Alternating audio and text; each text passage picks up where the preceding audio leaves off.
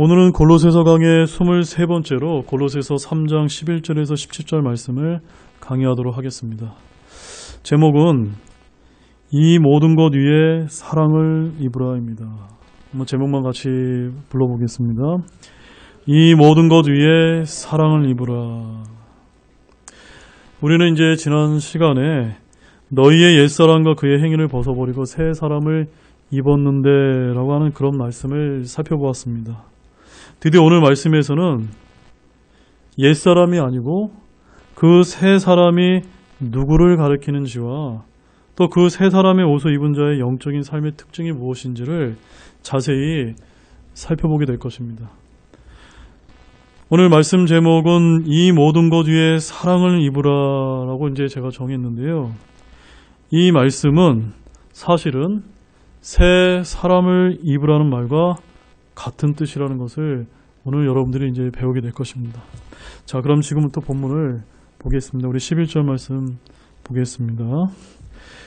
거기에는 그리스인이나 유대인이나 할례자나 무할례자나 바바린이나 스고디안이나 매인자나 자유론자가 없나니 오직 그리스도만이 모든 것이요 모든 것 안에 계시느니라.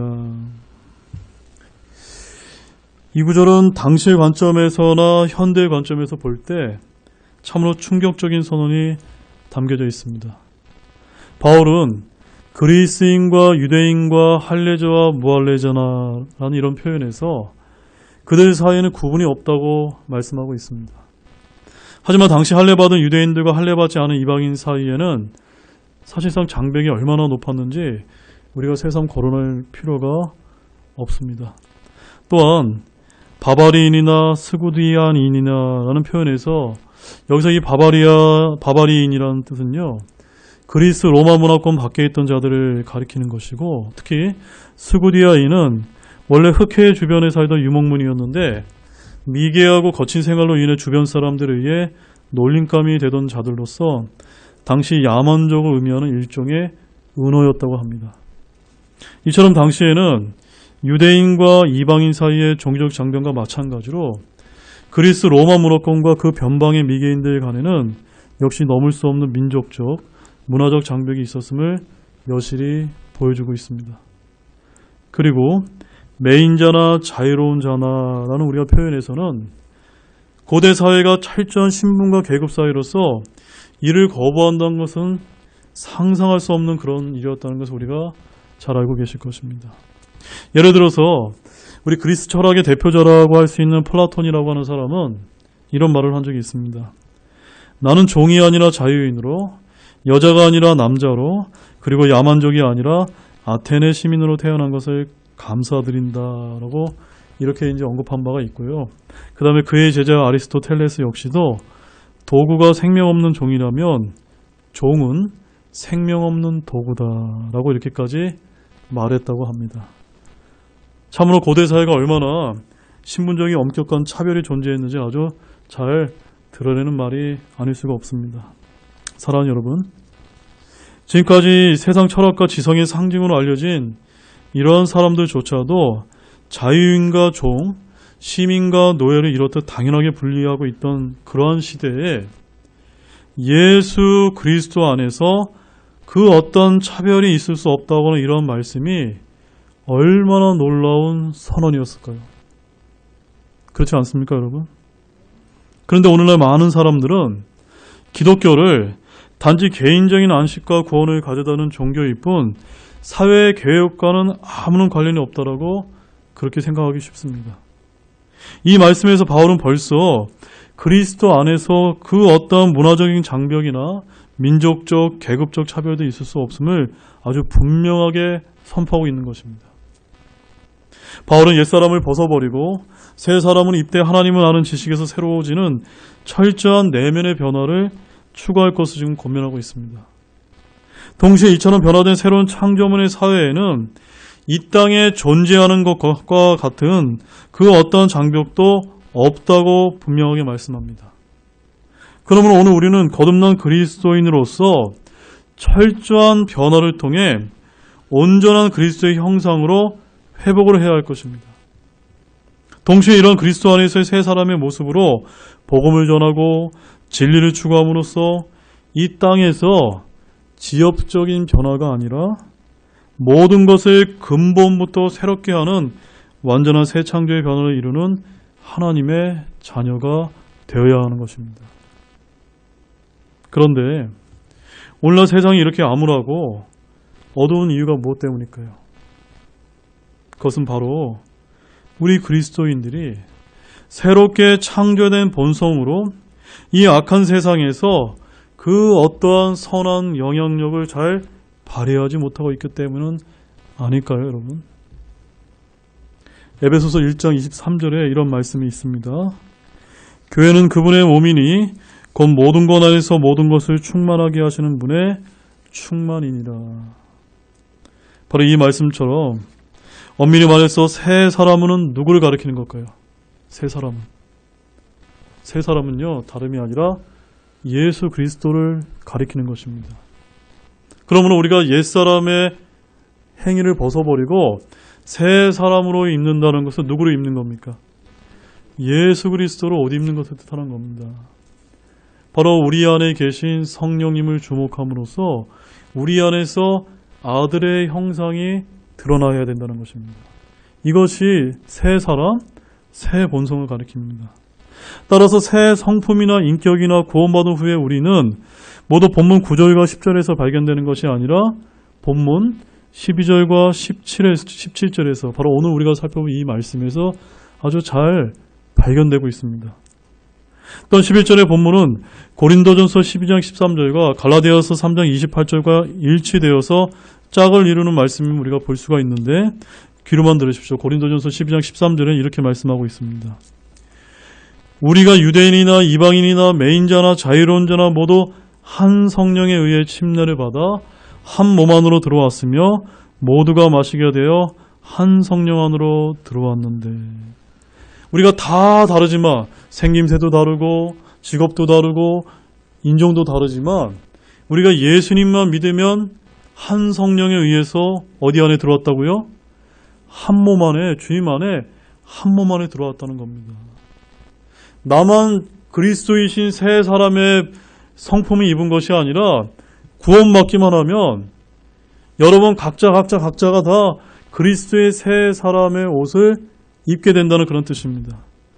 그래서 갈라디아서 3장 28절에서는 또 어떻게 얘기하냐면 거기에는 유대인이나 그리스인이 없고 매인자나 자유론자가 없으며 남자나 여자가 없느니 너희는 다 그리스도 예수님 안에서 하나이니라. 한번 따라해 보시겠습니까? 너희는 다 그리스도 예수님 안에서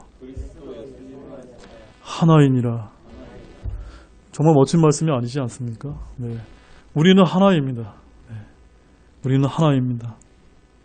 이렇게 세 사람이 나오는 세 개의 구절 모두에서 세 사람은 사실 예수 그리스도 자신을 가리킵니다.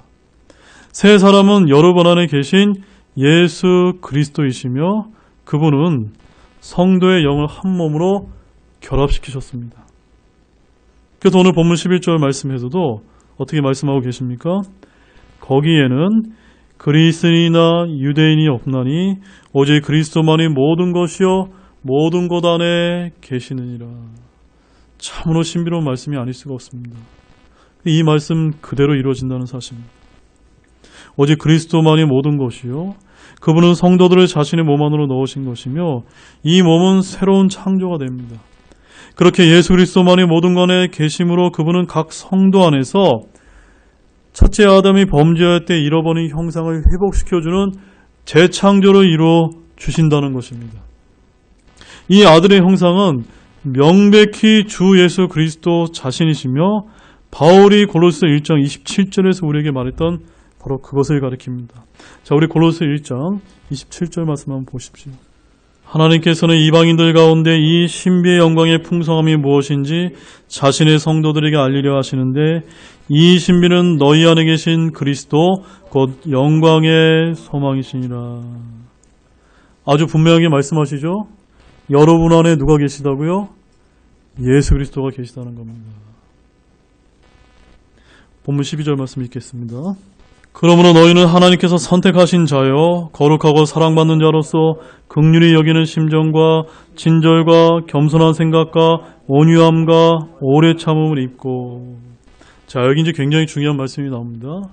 우리가 옛사람과 그 옛사람의 행위를 벗어버리고 새 사람을 입었는데 라고 말씀하는데, 새 사람을 입었다는 것은 그리스도를 옷 입었다는 건데, 바로 그 그리스도를 옷 입었다고 하는 그 새 사람이 어떠한 구체적인 그런 특징을 갖느냐는 겁니다. 그 새 사람의 구체적인 모습이 어떤 모습이냐는 겁니다. 바로 그것이 12절 말씀이 지금 가르쳐주고 있는 것입니다. 즉, 여러분 안에 계신 그 그리스도이신 성령께서 인격들과 성품들, 즉 우리가 옷 입어서 변화되어야 할 새 사람에 대해서 여기서 다루기 시작하시는데요. 옛사람의 행위들은 8절과 9절에 기록되어 있고 9절은 옛사람과 동일시되었습니다. 이제 새 사람의 행위들은 12절에서 17절에 묘사되어 있으며 10절과 11절에서 새 사람과 동일시되었는데, 그러므로 새 사람을 입고 난 뒤에 그리스도인은 반드시 새로운 행위들을 입어야만 합니다. 무슨 말씀이냐면, 우리가 예수님을 믿고 새롭게 거듭나게 태어난 뒤에는 새 성품이 드러나야 된다는 겁니다. 그런 다음 이제 우리는 하나님께서 선택하신 자로서 거룩하고 사랑받는 자로서 다음에 새 사람의 행위들이 아주 자연스럽게 그리스도인의 삶 가운데 나타내는 성화의 삶을 살게 되어야 된다라고 말씀하고 있습니다. 자, 그런 새 사람의 행위들이 어떤 행위, 어떻게 말씀하고 있습니까? 12절 그 하반절을 보게 되면 긍휼히 여기는 심정과 친절과 겸손한 생각과 온유함과 오래 참음이 있고. 따라서 여러분들이 이러한 긍휼히 여기는 심정과 친절, 겸손한 생각과 온유함과 오래 참음이 내게서 잘 드러나지 않는다고 여러분들이 한번 여러분 스스로를 한번 잘 한번 생각해 보시면서 대비시켜 보면서, 야, 이런 모습이 내게 좀 없다고 하면 아마도 내가 그리스도와의 연합됨이 좀 부족할 수도 있겠구나 라고 여러분이 좀 생각을 하시기 바라겠습니다. 본문 13절입니다. 누가 누구와 다툴 일이 있거든 서로 참고 서로 용서하되 그리스도께서 너희를 용서하신 것 같이 너희도 그러하며. 그 다음에 이제 새 사람의 특징이, 또 다른 특징이 이제 등장하고 있습니다. 어떤 특징입니까? 누가 누구와 다툴 일이 있으면 서로 참고 용서하되 예수님께서 저와 여러분을 용서하신 것 같이 우리도 그렇게 해야 된다는 것. 이것이 바로 새 사람이 보여야 될 행동들인 것입니다. 자, 이 구절과 연관된 유사한 말씀 에베소서 4장 32절에서도 볼 수 있는데요. 우리 에베소서 4장 32절도 한번 보겠습니다. 서로 친절히 대하며 상냥한 마음을 품고 서로 용서하기를 하나님께서 그리스도로 인하여 너희를 용서하신 것 같이 하라. 여러분 한번 저를 한번 보십시오. 우리가 용서를 해줄 때 내가 이 말씀대로 내가 용서를 해줘야지 라고 생각해서 기계적으로 용서해 주는 것이 아니라 어떻게 용서해 주라고 되어 있습니까? 서로 친절히 대하며 아주 상냥한 마음을 품고 이렇게 용서를 해주시라는 겁니다. 네. 그냥 뭐 하라고 하니까 기계적으로 이렇게 하기 싫은데 억지로 이렇게 하는 것이 아니라 진짜 우리 마음에서 이 그리스도로 옷 입은 이 세 사람의 그 성품이 그냥 뿜어져 나오는 것입니다. 그 뿜어져 나오는 모습이 정말 친절하고 상냥한 마음을 품는 삶, 이것이 바로 우리 그리스도인들이 입어야 될 그 세 사람의 모습이라는 겁니다. 그러면 이 말씀에서 보는 것처럼 왜 우리 그리스도인이 이렇게 행동을 해야만 하는 것일까요? 왜냐하면 바로 우리 예수 그리스도께서 저와 여러분을 너무나 사랑하셔서 자신의 헌물과 희생물로 하나님께 드리심으로써 우리를 먼저 용서해 주셨기 때문입니다. 에베소서 5장 1절과 2절을 좀 보십시오. 그러므로 너희는 사랑스러운 자녀로서 하나님을 따르는 자가 되고 그리스도께서 우리를 사랑하사 우리를 위해 자신의 향기로운 냄새의 헌물과 희생물로 하나님께 드리신 것 같이 사랑 안에서 걸으라. 바로 이 말씀처럼 주님이 먼저 행하셨기에 그 본을 따라서 우리도 그분의 사랑스러운 자녀로서 하나님을 따르는 자가 되어야 하기 때문입니다. 그런데 우리가 세 사람의 성품을 잘 드러내지 못하고 많은 경우 실패합니다. 그 이유는 우리가 여전히 새 사람의 성품이 아니라 예전에 구원받기 이전에 갖고 있었던 옛사람의 성품으로 참으려 하려고 하고 있고 용서하려고 하기 때문에 우리가 실패할 수밖에 없는 것입니다. 그런 옛사람의 성품은 어떻게 하라고 되어 있죠? 십자가에 철저히 못 박아야 하는 것입니다. 그러나 내 안에 계신 그리스도이신 성령으로 말미암아 그분의 열매가 우리 삶에서 드러나게 되면 자연스럽게 그분의 오래 참음, 그분의 부드러움으로 인해 서로 참고 서로 용서하는 일이 가능해지는 것입니다. 그래서 우리는 끊임없이 주님 만나는 그날까지 성령 충만한 삶을 살 필요가 바로 여기에 있는 것입니다. 본문 14절 말씀 보겠습니다. 이 모든 것 위에 사랑을 입으라. 사랑은 완전하게 매는 띠니라. 자, 이 모든 것 위에 사랑을 입으라고 하는 이 말씀이 오늘 주제인데요. 오늘 우리가 다루고 있는 이 새 사랑과 연관되어서 생각해 본다면 이 모든 것 위에 사랑을 입으라고 하는 이 말씀은 어떤 뜻을 가진다고요? 새 사람을 입으라고 하는 뜻입니다. 자, 왜 그러냐면요. 요한 1서 4장 16절을 한번 보시면 거기에서 이제 우리가 잘 알 수가 있습니다. 요한 1서 4장 16절입니다.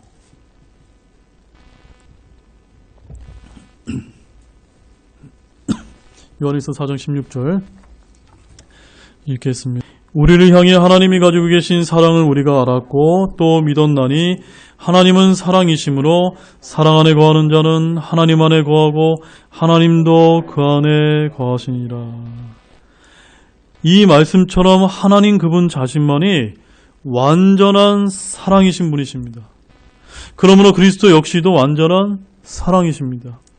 우리가 사랑이신 그리스도로 옷 입게 되고 그분의 사랑이 풍부하게 거하게 될 때, 즉 그리스도의 새 사람으로 옷 입게 될 때가 되면 자연스럽게 사랑은 넘치게 되어 있는 것입니다. 따라서 이 모든 것에 사랑을 입게 되었을 때 그 사랑으로 우리가 완전하게 매는 띠가 될 것인데, 바로 이 모든 것에 사랑을 입으라는 것은 완전하신 그리스도로 옷 입으라는 뜻입니다. 본문 15절 말씀 보겠습니다. 하나님의 화평이 너희 마음속에 다스리게 하라. 너희도 그 화평에 이르도록 한 몸 안에서 부르심을 받았으니 감사하는 자가 되라. 자, 여기 하나님의 화평이 영어로 보게 되면 The Peace of God이라고 되어 있습니다. 바로 새 사람의 또 하나의 특징이 여기서 나타나는데 어떠한 특징이 나타나고 있습니까? 그 새 사람의 특징은요, 하나님의 화평이 그 마음속에서 다스리고 지배하는 그런 특징을 나타낸다는 점입니다. 여러분 어떻습니까? 여러분도 그런 특징들이 잘 나타나고 계십니까? 근데 이 말씀이 어떻게 주어져 있습니까? 명령으로 주어져 있습니다. 명령형으로 주어져 있습니다. 하나님은 우리를 로봇으로 만들지 아니하시고 자유의지를 주셨습니다. 우리는 자유의지를 사용해서 우리 안에 계신 성령의 힘입어서 그분께 내어 맡기게 됩니다. 이것을 하나님의 화평이 우리 마음속에서 다스리게 하는 방법임을 아시기 바랍니다. 자, 이와 연관된 말씀을 보겠는데요. 빌립보서 4장 6절에서 7절 말씀입니다. 아무것도 염려하지 말고 오직 모든 일에서 기도와 간구로 너희가 요청할 것들을 감사와 더불어 하나님께 알리라. 그리하면 모든 이해를 뛰어넘는 하나님의 평강이 그리스도 예수님을 통해 너희 마음과 생각을 지키시리라. 여기는 하나님의 평강이라고 되어 있는데 이 하나님의 평강도 영어로 보게 되면 The Peace of God, 아까 우리가 본문 15절에서 말씀한 하나님의 화평과 동일한 그런 의미를 갖고 있습니다. 즉 여기서 하나님의 평강, 즉 화평이 그리스도 예수님을 통해 우리의 마음과 생각을 지키시게 하신다고 말씀합니다. 근데 어떻게 해야만 그렇게 된다고 말씀하고 있죠? 아무것도 염려하지 말고 기도와 간구로 무엇과 더불어요? 감사와 더불어 하나님께 알리는 것입니다. 바로 이렇게 우리가 하나님께 내어 맡기는 것입니다. 그리고 감사한 마음을 갖고 기도하게 될 때 우리 안에 계신 하나님의 화평이 여러분 안에서 흘러 넘치게 될 것입니다. 자, 이것을 우리가 달리 말하면 한번 잘 생각해 보시죠. 우리가 왜 하나님의 화평을 우리의 삶 가운데 잘 누리지 못하는 그 이유가 무엇 때문일까요? 무엇 때문일까요? 첫 번째는 무엇이 부족하기 때문입니까? 우리에게 간구와 기도가 부족하기 때문입니다. 그 다음에 두 번째는요, 감사함이 부족하기 때문입니다. 감사함이 넘쳐나고 간구와 기도가 넘치는 사람은요, 세상에 그 어떠한 어려움이 닥친다 하더라도 하나님의 화평이 여러분의 마음을 지배하신다는 그런 말씀입니다. 여러분 이것을 믿으십니까? 믿으셔야만 됩니다. 우리가 이 말씀을 믿지 못하고 붙들지 않기 때문에 자꾸 알면서도 우리의 옛 성품에 이끌려서 우리의 속사람이 이끌려서 자꾸 세상을 보는 순간 베드로처럼 주님만 똑바로 벗고 물 위를 걸어가야 되는데 그거 어디를 쳐다봤습니까?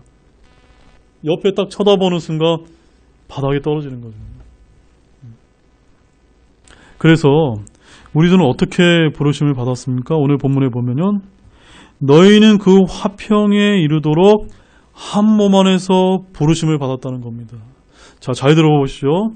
여기 너희는요, 한 사람 한 사람 한 사람은 얘기하지만 우리 전체를 가리키는 말입니다. 우리 전체가 우리 자매님, 형제님, 모든 분들이 이런 하나님의 화평이 넘치는 사랑 가운데 임해서 이르도록 한 몸 안에 부르심을 받았다는 겁니다. 그러니까 그런 분들이 우리 교회에 넘쳐나야 되는 것이 우리 신약교회가 추구해야 되는 것이라는 것입니다. 그렇게 되기 위해서는 우리가 어떤 자가 되어야 된다고 말씀하고 있습니까? 감사하는 자가 되어야 된다. 감사하는 자가. 그래서 우리가 아침에 눈을 떠서 잠드는 그 순간까지 매 순간순간마다 감사를 우리가 이렇게 주님께 올려드리는 저와 여러분 되기를 원합니다. 우리 본문 16절 말씀 보겠습니다. 그리스도의 말씀이 너희 속에 모든 지혜로 풍부히 거하게 하여 시와 찬송가와 영적 노래로 서로 가르치고 훈계하며 너희 마음속에서 은혜로 주께 노래하고. 자, 여러분 잘 보십시오. 하나님의 화평이 우리 마음을 지배하고 감사가 넘치는 사람들은 겉으로만 봐도 알 수가 있는데 또 구체적으로 어떻게 나타나느냐 그런 말씀을 여기서 하고 계신 겁니다. 어떻게 나타났고요? 갑자기 하나님의 화평이 넘치고 감사하는 사람이 어디 가서 도박을 하고 있습니다. 어디 가서 로또를 하고 있습니다. 어디 가서 주식을 하고 있고 이렇게 하겠습니까? 아니라는 거죠. 그런 사람은 어떤 모습으로 나타나는 겁니까? 그리스도의 말씀이 지혜로 풍부히 거하게 된다는 사람입니다. 그리고 말씀 시도 짓고요. 찬송가도 짓고요. 영적 노래로 늘 어떤 사람, 이런 사람들 흥얼흥얼 걸어다니면서 그냥 찬양하고 말씀이 넘쳐나는 것입니다. 그러니 그 사람 안에 화평이 넘치지 않을 수가 없고 감사가 넘치지 않을 수가 없는 것입니다. 그리스도의 말씀이 여러분 속에서 모든 지혜를 풍부히 거하게 하시기 바랍니다. 그런데 우리 삶 가운데 어떤 문제가 있을까요? 바로 그리스도인이라고 하면서 그리스도의 말씀, 바로 이 성경 말씀이 저와 여러분 속에 모든 지혜로 풍부히 거합니까? 안 거합니까? 잘 거하지 못하기 때문에 모든 문제가 발생하는 겁니다.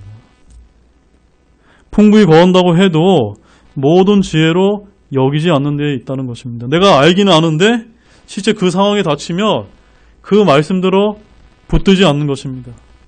한마디로 이 말씀이 무언 하나님의 말씀이냐 최종 권위를 우리가 믿었다면 여기서 어떤 말씀이 있을 때 성경을 펼쳐봤는데 야, 내가 알고 있는 것과 성경 말씀에 이렇게 나와 있는 게 다르다면 우리는 어떤 걸 따라야 됩니까?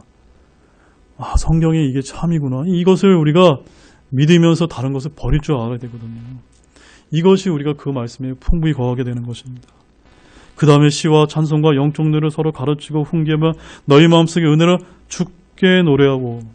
바로 이 말씀은요, 교회 안에서 예배와 교제의 원리를 제시해주고 있습니다. 모든 지혜로 풍부히 여러분 안에 거하고 있는 말씀대로 서로 가르치고 훈계하며 은혜로 주께 노래하게 됩니다. 그런데 이 말씀을 자세하게 보게 되면 말씀만 가지고 서로 나누라고 되어 있지 않습니다. 무엇도 필요하게 됩니까? 예수님의 말씀이 중심이 되는데 그 말씀을 가지고 말씀시도 짓고 찬송도 하게 되고 영적 노래도 하게 된다는 점입니다. 그래서 우리 교회는 제가 오후 예배 때 뭐 간증도 하고 이런 시간을 마련해도 잘 안 되는데요. 제가 지금까지 겪었던 다른 우리 독립심리교회 오후 예배 같은 경우는 이런 것들을 아주 잘 표현하고 있습니다. 그래서 잘 짜여진 예배 프로그램이 아니라 여러분이 여러분 속에 풍부히 거한 주님의 말씀을 가지고 일주일 동안 살아내셨다가 주일 오후에 나오셔서 하나님 앞에 말씀의 시도 올려드리고 찬송도 하게 되고 영적 노래로 서로서로 이제 주님께 영광을 돌리는 그런 보다 더 자연스러운 예배를 우리가 사실은 더 추구해야만 되는 것입니다. 이렇게 될 때 우리가 주님께 드리는 이 예배가 영과 진리로 경배할 수 있다고 저는 그렇게 믿고 있습니다. 마지막으로 본문 17절 말씀입니다.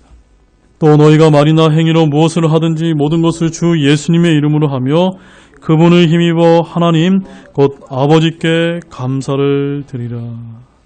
자, 이 17절 말씀으로 이제 우리는 세 사람의 행위가 무엇인지 더 잘 요약하면서 세 사람의 궁극적인 목표가 무엇인지를 보게 됩니다. 바로 궁극적인 목표가 무엇입니까? 아버지 하나님께 감사를 드리는 것입니다. 앞서 우리가 에베소서 5장 19절과 20절 말씀처럼 우리가 그리스도의 말씀으로 인해 주께 노래하기 위해 만든 시나 찬송가나 영적 노래는 모두 하나님 아버지께 감사를 드리는 것으로 귀결되는 것이지 나의 영광과 나의 유익을 위해서 그렇게 해서는 안 된다는 것입니다.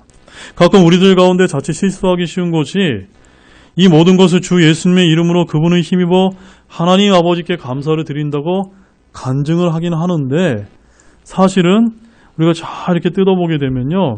그저 나의 어떠함을 자랑하는 경우가 대부분일 때가 많이 있다는 것입니다. 따라서 우리가 그렇게 나의 어떠함을 드러내게 되면 사실은 아주 좋지 못한 그런 반응과 결과가 나타나게 됩니다.